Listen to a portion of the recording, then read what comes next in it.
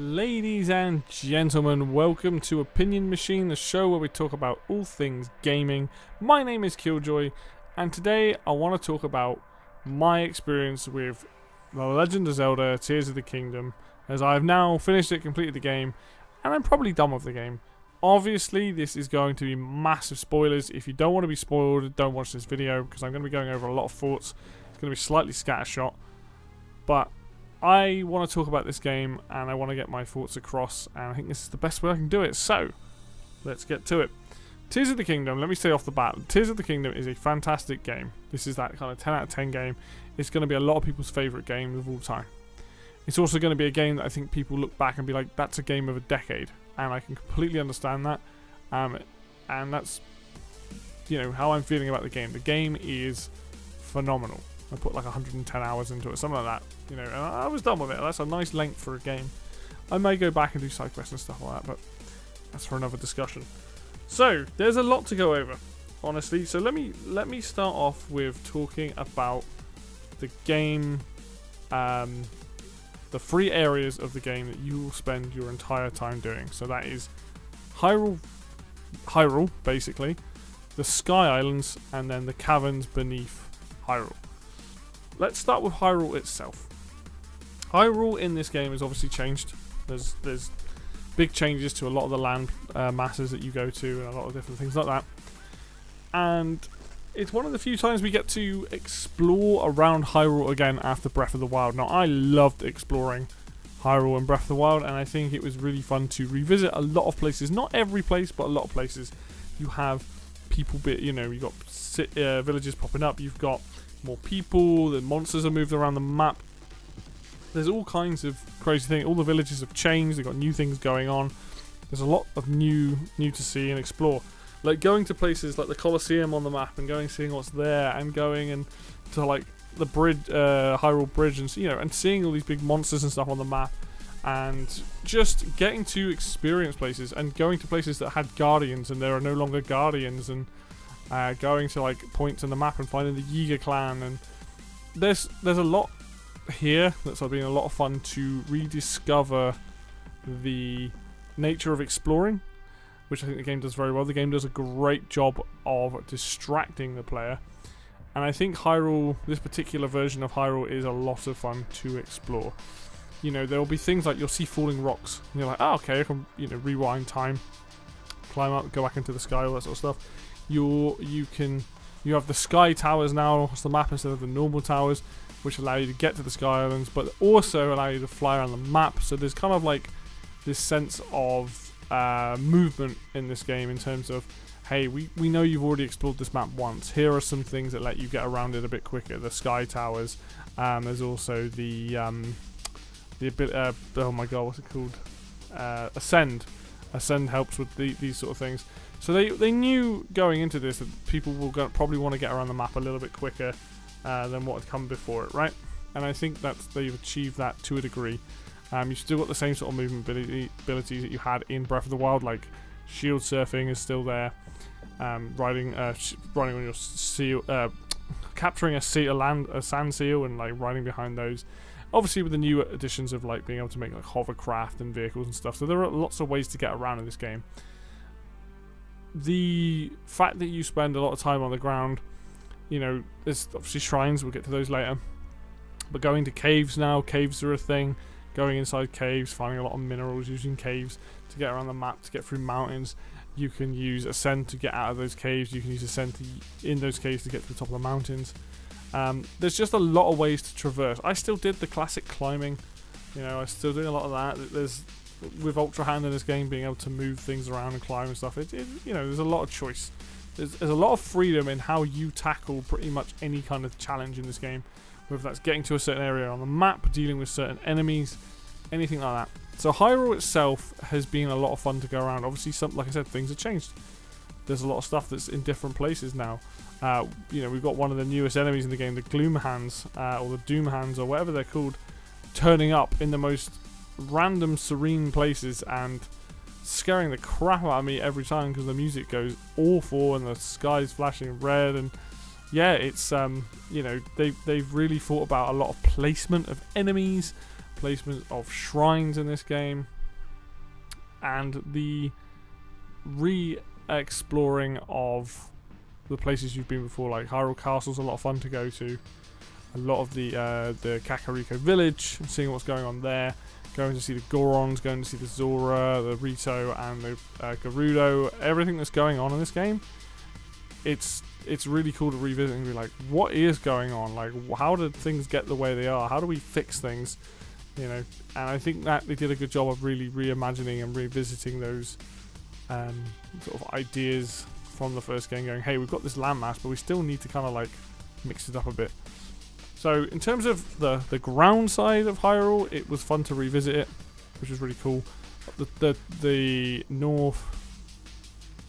northwest part of the map, which is all snow region, like that's probably part of the game that there might be stuff hidden there that I don't know about, but that always feels like the worst part of that map of Hyrule. Running around in mountains and snow is just not my favourite thing to do. It's not the strong point of why I play this game, but other than that, like there's a lot that I liked about it. You got wells now as well you can go down, and you know there's new characters as well down all over the map. There's people that recognise you. People actually do recognise you as Link, which is really cool to show that the world is alive. A lot of people recognise you, know that you've helped them out in the past, what your job role is, all that kind of stuff.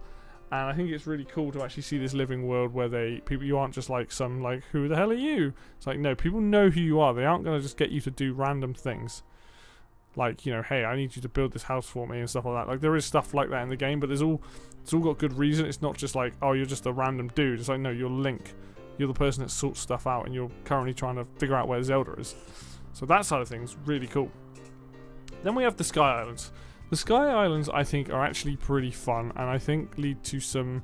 There's a lot of puzzles in the Sky Islands. A lot of dealing with things up there. And I really like how it's handled. I think that's one of my favourite things, is the fact that you go up into the sky, once you've got high enough stamina, once you've got ways of dealing with being able to glide around and being able to build things in this game, you can go to all kinds of Sky Islands.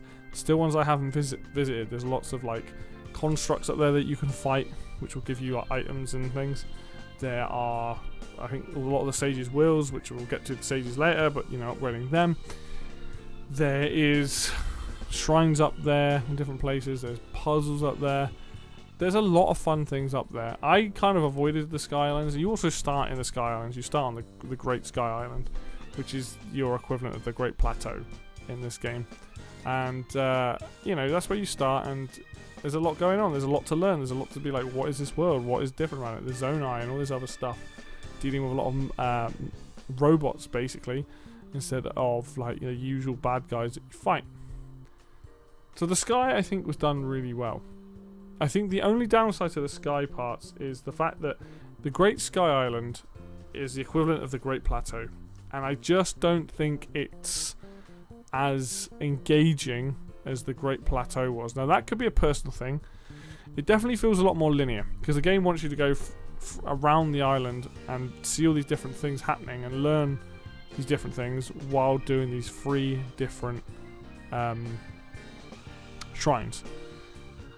And then you go back to the Temple of Time, which is up there, and then you know that opens up the game, and that's the first couple of hours doing these shrines, figuring out what's going on, and then being able to dive bomb off the sky and get down to Hyrule. I don't like it. I didn't like the start of this game. I found the Great Sky Islands to be kind of boring, and that was unfortunate. But I understand they were necessary. You have to learn how to use Ultra Hand and other abilities that you learn, because the abilities in this game are somewhat more complicated, except for maybe stasis. But yeah, it took me ages to get used to Ultra Hand and figure out how that works and stuff like that. So I understand the need for the Great Sky Islands to be the way they are, but in comparison to the Great Plateau, they definitely, it's just like, I just want to get past this. Now that might be because I already did that kind of thing once in Breath of the Wild. I was like, I just want to go out and explore. Completely possible, right? So that's definitely something there that could be an issue with it. But all in all, flying around in the sky, figuring out the puzzles, going to the different places and stuff was a lot of fun. It was interesting. There's even sky labyrinths in this game, which were a hell of a lot of fun, flying around those and doing those. And I think they did a good job with the sky. On the flip side is the caverns. Now the caverns are an interesting place. I hated going into the caverns because they were very eerie. I was always expecting stuff to jump out. It's very dark in there. There's a very specific way of trying to get you to traverse the caverns. And the idea is you go down in the caverns because there's shitloads of zonite, which you use to upgrade your battery. So there's that, and you can also sell it. There are unrusted weapons down there, which we'll get to, like weapons and stuff later. There are more powerful enemies. There's a ton of like resources. There's a ton of costumes down there. There's a lot of reasons to go down there, but it's also like one of the hardest areas to go to because of the way the gloom works. You lose a heart, you won't get that heart back unless you find a light route or you go back to the surface. A lot of the enemies hit really hard. So it's like, it's one of those areas, it's high risk, high reward. And once you get to a point in the game where you quite late into the game, you'll have a lot better weapons, you'll have things that you can use that will help mitigate some of that toughness. But I kind of like the caverns and I kind of don't. I like the concept of it. I always felt like I was on edge when I was down there, which is what they were going for. But I also, it's essentially a replica of the map of Hyrule, and that makes this game pretty big. It never always felt that way, but the idea was it's the same map. You know, certain things are flipped. If there's a river on the surface, it's an impassable wall for you to get past. Down the bottom, you have to figure things out. Things are slightly different down there in some areas to make it easy to get around, but for the most part, you're dealing with, you know, a carbon copy, and any shrines that you found on the surface have a light route. In the depths, you go to a light route, you activate it, it illuminates an area, and so the more areas you illuminate, the easier it is to traverse down there, and you know, essentially fill out that area and see what you're doing. It's a really cool idea, and I think the caverns is a good, like, hard challenge, especially early on if you haven't got a lot of hearts. It's a very hard challenge, and you can get a lot of good stuff down there. But this plays into the fact that this game is massive, and this game, you don't have to like sit there and 100% this game. That's not about that. But if you want to get the most out of this game, going down there at points, same with going to the Sky Islands, will give you massive benefits. There are reasons to doing it, but it is overwhelming to all hell. You got to think, during this time, you're dealing with stuff that's going on the surface. You're dealing with things going underground and in the sky. That could be shrines, side quests, collectible items, your main quest. There's so much going on, and it is overwhelming. If you're not prepared for that, it's like, what do I do? I essentially ignored the depths for a little while because I was like, well, I don't have the hearts, or I don't really want to go down here. It makes me feel uncomfortable, which is, you know, props to them for doing that. You know, sometimes you've kind of got to make your own, like, this is what I'm doing in this session of me playing it, because there's just so much to get your head around.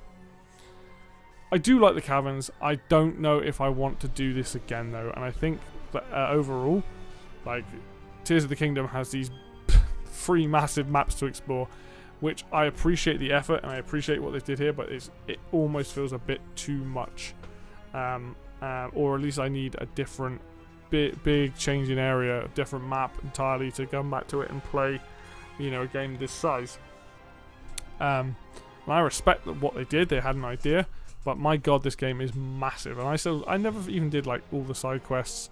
There's a lot of stuff that I missed just because these free spaces that you have are just huge. They're massive, and that makes for, you know, hella good value for a lot of people, because they're like, oh, I can spend hours in this, months playing this game, and, you know, finishing up and doing everything. So there's that side of things, and I think overall, I think this was a fun time doing it. I don't know if the next Zelda game I play, I want a map this big. Like, give me the size of Hyrule, that's fine, but please change up how Hyrule is. Go to a different continent, go and do something, anything different to make it different, because quite frankly, doing the caverns and doing the sky, it's just like, oh boy. And you don't want that to become busy work, right? You want it to be fun the entire time. Okay, what else have I got written down here?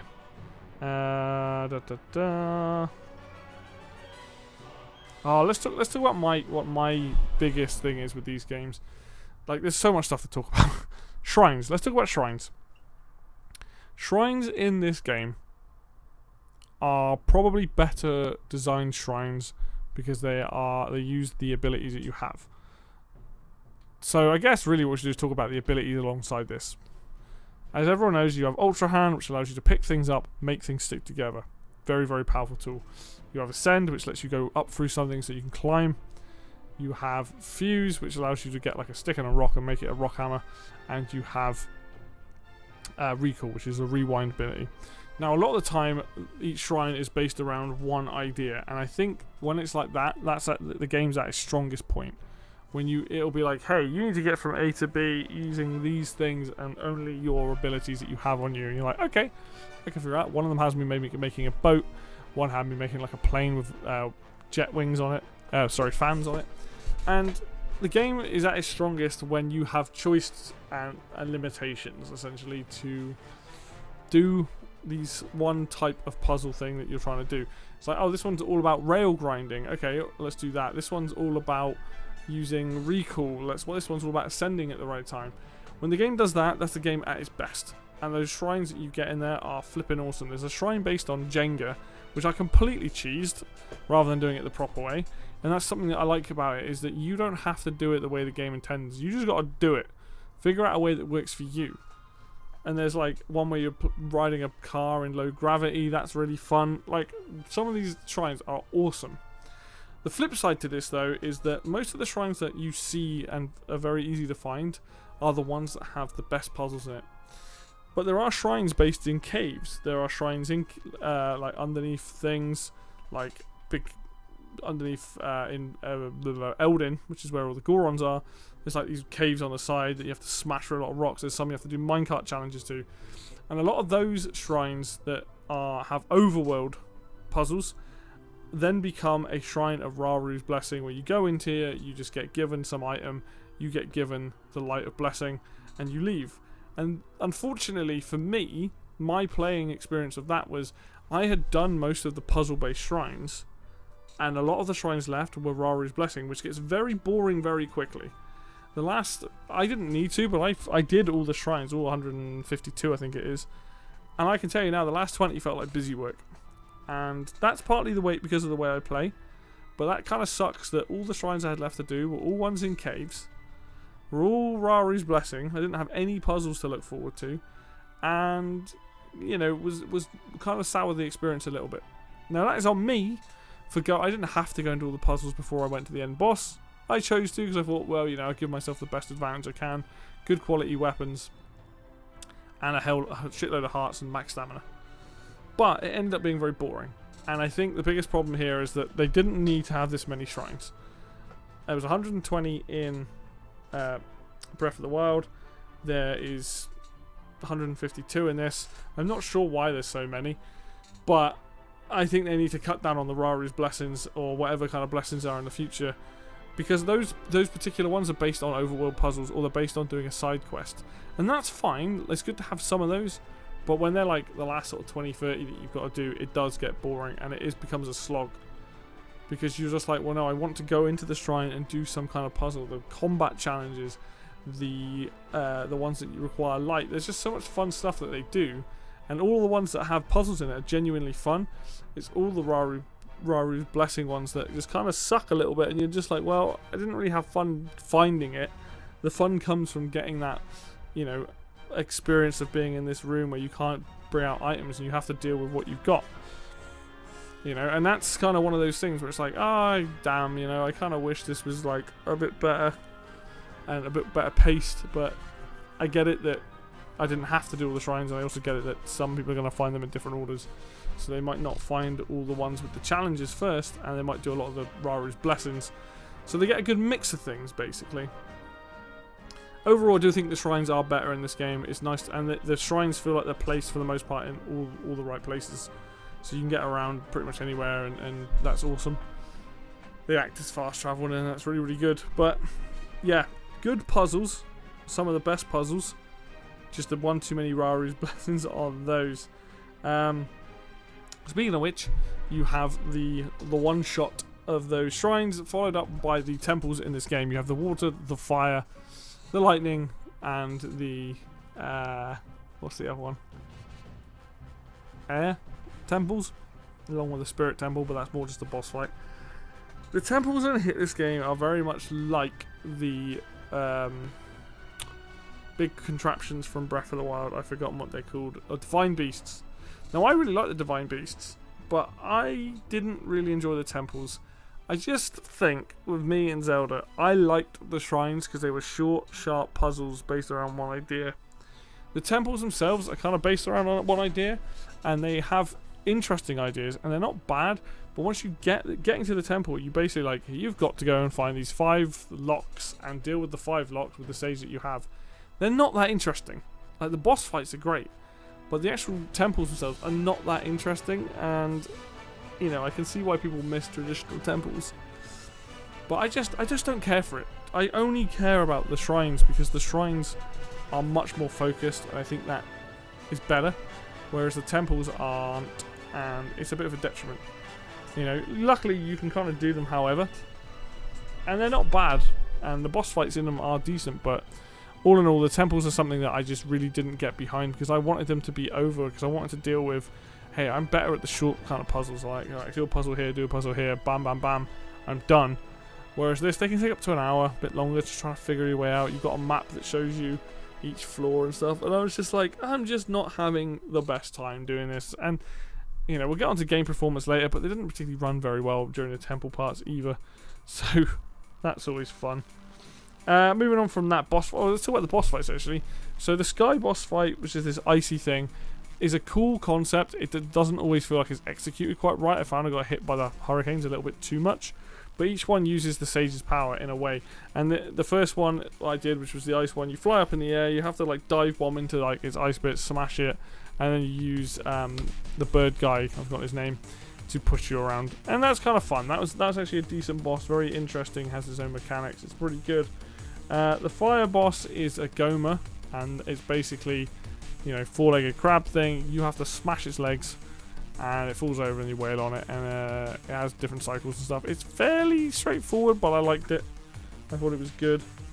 The lightning boss is probably one of the ones I didn't like. You're basically fighting a giant moth, and it's just trying to activate the Gerudo princess or whatever she is, queen, and then actually hit the thing. It was just a bit tough, and it's a bit fiddly.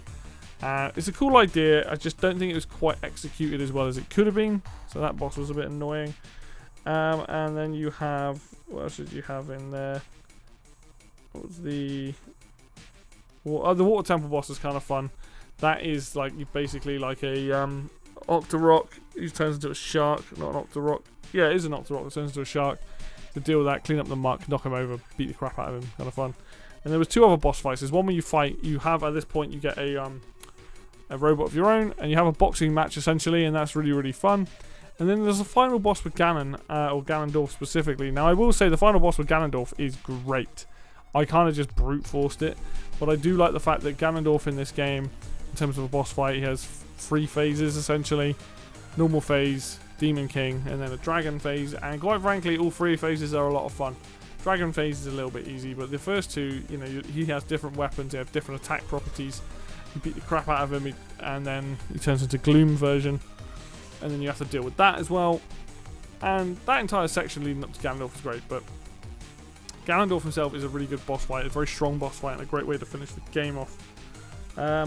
So the boss fights in the game are actually good. Even the mini bosses in the overworld are really good as well.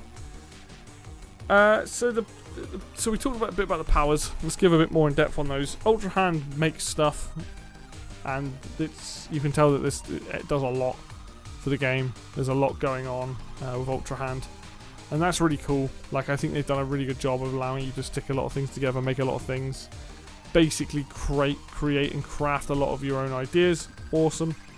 But it did take me a while to get used to using it. Once I did, I kind of like could do it. And you also get auto build, which is a hidden ability. I say hidden. You do some quests, you'll get it.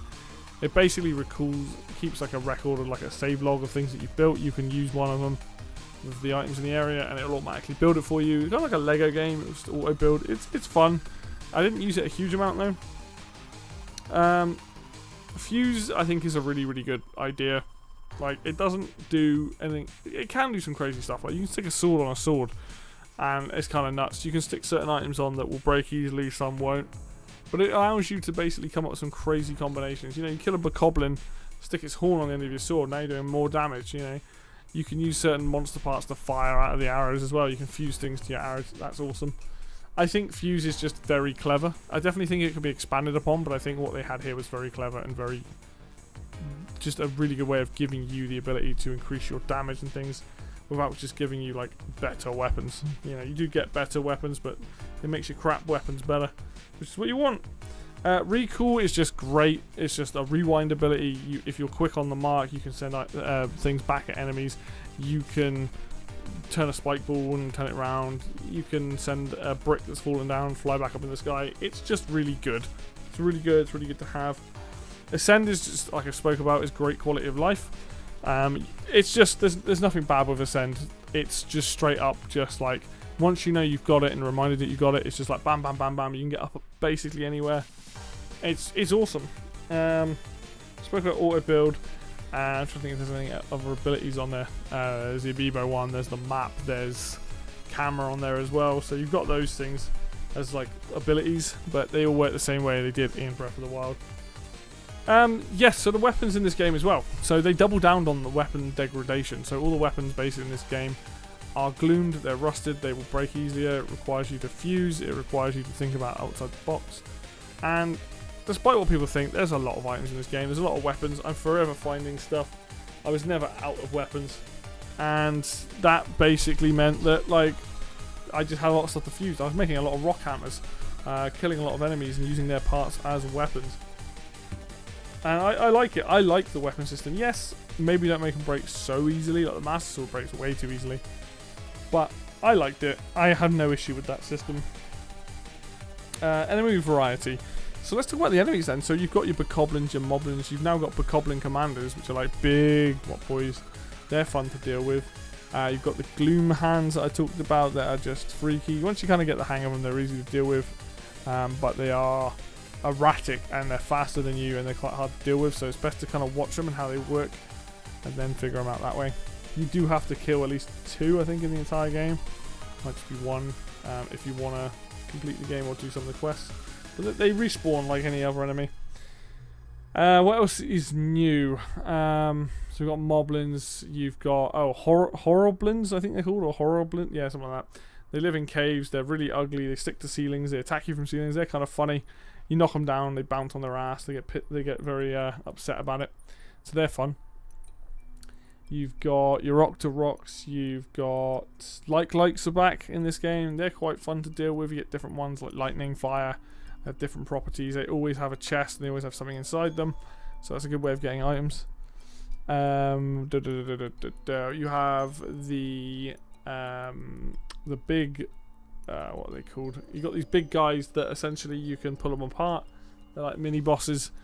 I've literally just blanked on what they're called, but they're fun to deal with. So the mini bosses in general in this game, you've got those. You've got Henoxes, Stolfox, I think, whatever they're, Henox, whatever they're called.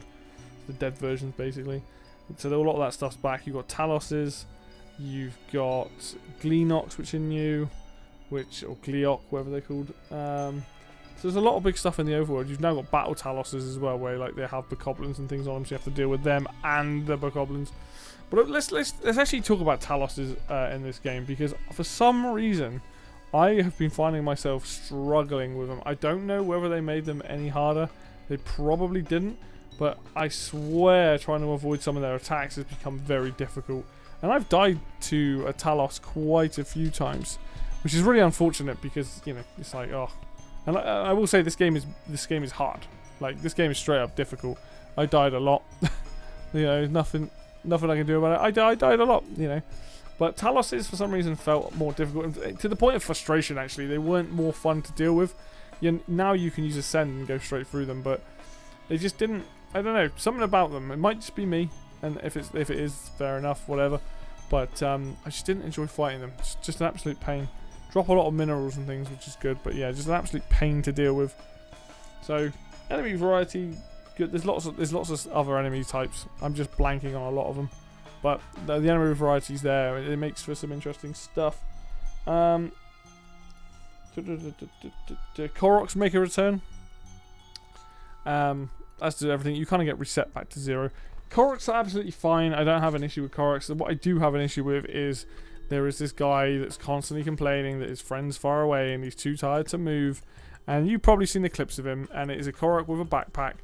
I don't like that mechanic. I found it incredibly frustrating. The game always wanted me to go places opposite to where I was going most of the time. Sometimes it's really far away, and it does give you things nearby to help you. But it's just the concept of it. It's like, you lazy fuck. So I think, you know, I spent more time sending him down the river, or attached him to my horse, basically, and just pulled him along. I get it, they did it so you get 2 Korok seeds at once, but I didn't like it. I think some people will, they'll probably enjoy the fact that they're like mini challenges, but I didn't like it. I despised those particular versions of the Koroks, and preferred to do the little puzzles, or, you know, putting the rocks in the places, or the stones in the right places. Things like that. That was a lot more fun to me, personally. Okay, what else? So let's talk about the fact that this game, because of the way that this and Breath of the Wild are designed, it's very easy to miss things. I didn't learn until maybe like 40-50 hours in the game that the Shrine Sensor is back. You can upgrade it to the Shrine Sensor Plus. There is the portable teleport points. What was the other one? Hero's Path. There's a bunch of this like stuff that you get, and that was in Breath of the Wild, that if you don't follow the main quests and don't help out Robbie, who's in Lookout Landing, you're going to miss that stuff. And I didn't even think the Shrine Sensor had come back until I realised it was in the game. I thought they'd gotten rid of it because they were like, nah, let people find them naturally. I do wish sometimes with games that give away a lot of free, like, stuff like that it's just maybe just kind of point me in that direction a little bit, you know, just make hints to it. Oh, hey, you know, you want help with these things, like Robbie can help with that. Different people, and maybe that does happen, and maybe I'm just being a bit shit in terms of, you know, trying to remember, or like, you know, my way of dealing with it, which was come back to that quest much later on. But it's a frustration because, like, I just did not know that I had the option to have the Shrine Sensor in game, and that would have been super useful. And I kind of wished that wasn't locked behind a quest, and it was just like, do you want it on or off, like it was in Breath of the Wild. But that's a minor niggle, right? It's a minor niggle with stuff like that. At the end of the day, you know, that's just what it is. It's a minor problem that maybe I have more so than, you know, it being an actual problem in the game. But I do wish that just the Shrine Sensor was more of an option, rather than like, oh, you know, do a couple of quests and then you can get hold of it. Side quests in the game are genuinely quite fun. They range from doing all sorts of stuff. As you got to help some guy out with a stable, make that look nice. You've got to help out and to attack a town essentially who's been run over by monsters. Help them rebuild that. You've got stuff to do with the Hudson Construction Company. You've got so Tarrey Town basically. You've got Kilton, or whatever his name is, his brother, and helping him out. You have a ton of quests. There's so much stuff to do, like side quest wise. As a lady that, excuse me, that wants well locations. Like, there's just things that a lot of it ties into gameplay and it's quite natural, and it gets you something decent at the end of it. So you never feel like you're doing busy work. I mean, there's one where the farmer's like, can you go deal with these squirrels, which feels like busy work. But for the most part, it's like, oh, cool. I know. I actually feel like people are using me as like, hey, you're Link. I need you to help with this problem that involves killing these things or getting this information. It's like, this makes a lot of sense in game as well. So side quest wise, really fun, definitely worth it. I mentioned the Yiga clan are back in this game. They're as silly as ever. They are a great way to the depths. They definitely help out as one way of exploring the depths. There is one guy that I keep calling Banana Guy, who is one of my favourite NPCs in the entire game, who is stood there trying to sell you a smushy banana for about 150 rupees. And he's like, oh, I love how gooey and squishy it is. And I turn him down. He's like, what do you mean you don't want it? He's like, well, you're going to pay for your life then. Turns out it's a Yiga clan member. But their dialogue is absolutely golden. They are hilarious. Again, pretty much work the same way as they did in Breath of the Wild. But they are fun. And I like how they are represented here and what they're used for. And just a great way of bringing them back in a way that probably I didn't think I need Yiga again. But I actually quite like how they work. So what the story? because I haven't yet.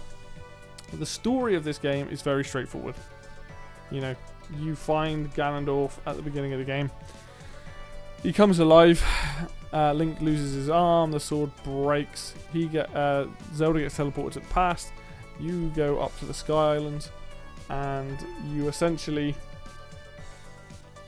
are spending your time trying to find Zelda and figure out what's happened to you. And you know, you meet Rauru. Essentially, he's the one who gives you the arm, and you go off to your quest, and you have to deal with all this stuff that's happened. You're not told exactly how much time has passed and how long you've been up there, but you have to go around and help out. And then you learn through doing the main quests, talking to sages that talk to people in the current times. You find out Zelda is in the past. You send the Master Sword back there for her to fix it.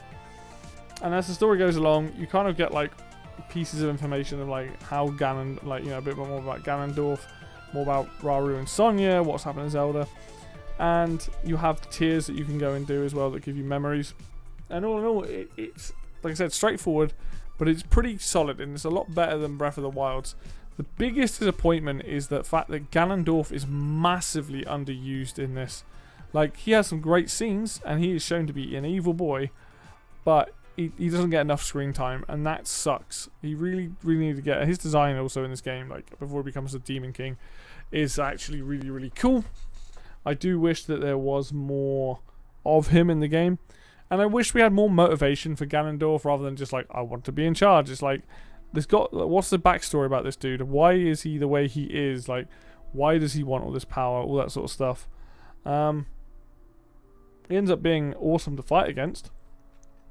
But, you know, you have to find that out much later on.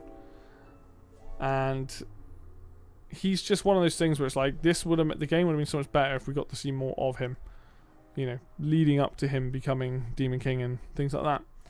So, but other than that, the story's pretty good. Zelda gets turned into a dragon. She's one of the sacred stones. That's where the Master Sword ends up being, and you're like holding on to it. You find out it's Zelda, and she helps you in the final boss battle as well, which is really cool. So that was probably the big surprise, finding out Zelda is the dragon, stuff like that. A lot of fun, but straightforward. One thing in the game that I actually didn't like, and this is definitely a knock on the game, is there's a lot of... So you have your rupees, and you have other things. You have wrong game.